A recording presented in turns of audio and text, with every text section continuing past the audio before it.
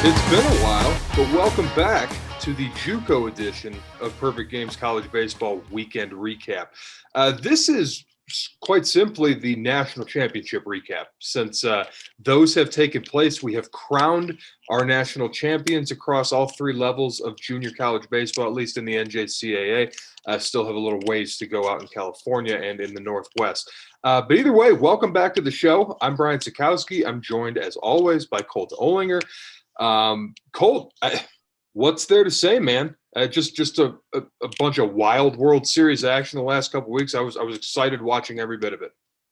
Oh, been glued to the TV. We got playoff baseball up and down, high school, college, junior college. I mean, what's not to love about it? Just watching a lot of baseball here recently, and you got the summer circuit getting out ready to kick off here in Alabama this week. So, and no doubt about the summer circuit as I come to you guys from a hotel room outside Denver, waiting for the Rocky Mountain Showcase to start this week. But anyways, enough about that. Let's get right into the JUCO. Obviously, your Division I national champions, McLennan. Congratulations to McLennan and to Coach Mitch Thompson. I tweeted about this, Colt, a pretty incredible run for McLennan. They were kind of left for dead a little bit.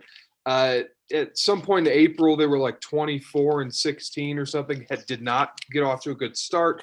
You talk to other coaches around the league, it's just like, hey, just kind of rusty out the gate for McLennan. And then they caught fire and they won 23 straight games to end the season. And that 23rd win was the national championship. But either way, hard to not say just good things about McLennan on the whole show. Honestly, like Logan Henderson in the national title game, that was unbelievable. I mean, we're talking about 8 innings and 17 strikeouts.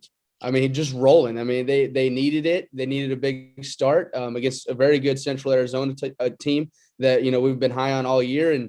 But Henderson was up for it. And, you can't look away from what the bats did from McLennan too, all the way through the World Series. We did our picks last week, and I had Walters, said I liked their offense because it's going to take offense to win in Grand Junction.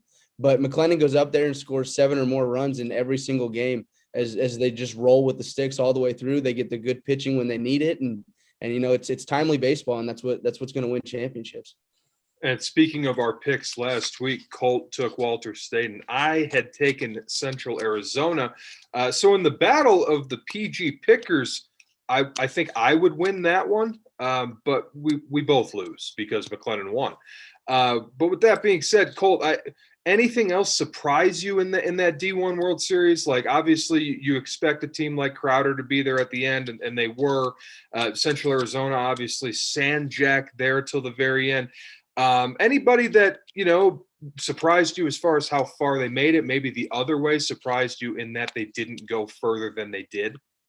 Yeah, obviously, I liked what Walters had going into it, and I'm sure they were expecting a little bit deeper run than what they got with the offensive firepower they had.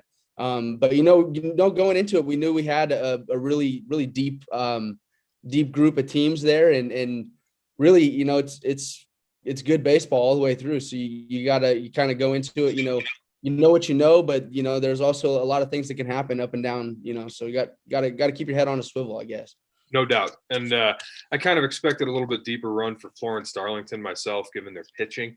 But you draw McLennan in the first game, who ends up winning the whole thing. And then your loser's bracket game is immediately Crowder, who was the 1 seed. So just a tough draw there for Flodar. But either way, great season for them and everybody who was there. Moving on to D2, it was kind of the story we expected to be written all season, more or less. LSU Eunice, yet another national championship in D2. Congrats, obviously, are in order for Coach Jeff Willis and the rest of the club. But either way, Colt, this is a team we had in the top 5 preseason, our number 1 ranked D2 team the entire season, with the exception of that 1 week where Lansing passed them. But this is kind of just what we expected, right? I mean, a lot of good teams in D2, but Eunice was just a machine this year. They were a machine this year. They were a team on a mission, and it's something we touched on all year with the start they got off to in the shortened, 2020 COVID season. If had that season not got cut short, we could be talking about 8 championships in 16 years for this club. Is as this one marks 7 and 15 years, and just an incredible run they've been on there at LSU Eunice, with the talent they've had come through there, and the things they've been able to do. But I mean, it's what we saw the start of last year, and they were able to bring a lot of those guys back, and they continue to roll through it with it this year. And you talk about the talent that comes through the program. Just today, as we're recording this, Dallas Baptist won to go to a super regional in Rivertown from LSU Eunice, hit a home run in that game. Lots of those players dotting NCAA rosters as well as the professional rosters. It's a machine there, as we already talked about. But overall, in D2, Western Oklahoma State, obviously, they're at the very end. That was a team that we had kind of on the outskirts of the top 25 most of the spring, Colt. Like, they would do the thing where they'd win like 8 or 9 in a row and then lose 2 in a weekend. And so you couldn't quite ever get them in. But either way, they're at the very end. Patrick Henry in the mix there at the end. Kellogg, out of obviously the greatest state in the Union, Michigan, there at the very end as well. Again, same question as D1, man. Anybody surprise you? Anybody pleasantly surprise you, disappoint you in that sense? I mean, I think when you look at it, the teams that they had there in the Final Four were all teams that, we either had an eye on or had in our rankings for a majority of the season. So, kind of guess we had a good feel, you could say, for what was going on there in D2. Always kind of a bummer that, you can't get a Pearl River into that World Series as well, because it's always one of the top teams, and, they're always going to battle with an LSU Eunice in a regional there. So, Pearl River, a team that I liked all season, had a great year. But like we said, they're going to have to match up with an LSU Eunice in that regional. But a lot of great baseball up and down Division II, and a really fun season to watch there. And you could make the argument, and I think we've talked about it on the show already, but you could make the argument that, once LSU gets past Pearl River, pre-World Series, they've already passed their stiffest test, is what it ends up coming down to. And it's kind of like that's almost so high school, it's a shame. How like in high school, you don't really have the control over things, and the 2 best teams in the state in one class like might meet up in a regional round or something like that. You don't see that at the college level very much. Usually it's settled in the final series or close to it, at least in a World Series setting. So disappointing in that sense to not potentially see both of those clubs in Enid. But either way, hell of a year for LSU Eunice, as we've said. Congratulations to them. And congratulations. We talk about Eunice with a dynasty. How about Tyler in Texas in D3, another national championship? This is like, since I started covering junior college, it's kind of just been like them. I think there's maybe been 1 year they haven't won it in that time span. Just a dynastic, obviously, program there in East Texas.